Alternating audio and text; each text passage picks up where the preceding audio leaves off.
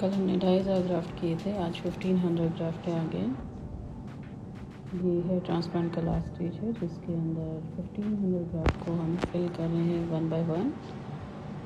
इसमें ओपनिंग बनाया जाता है, स्लिट बनाया जाता है एंड फिर उसको फिल किया जाता है।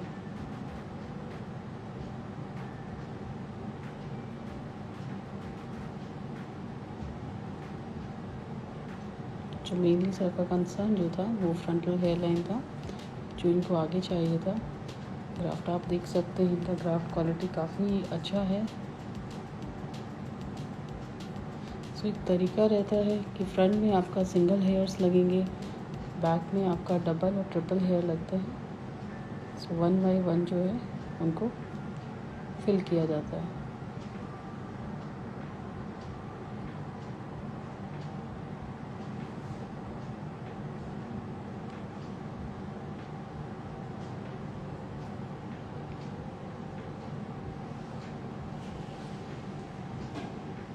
अगर आप कुछ पूछना चाहते हैं हेयर ट्रांसप्लांट से रिलेटेड, बालों से रिलेटेड, आप प्लीज़ हमारे नंबर पे कॉन्टैक्ट कीजिए, जो कि मैं इसमें मेंशन भी कर दूँगी।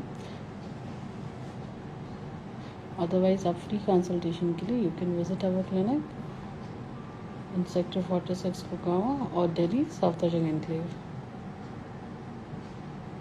इस पूरे प्रोसीजर में जो है 4 से 5 घंटे लगते हैं।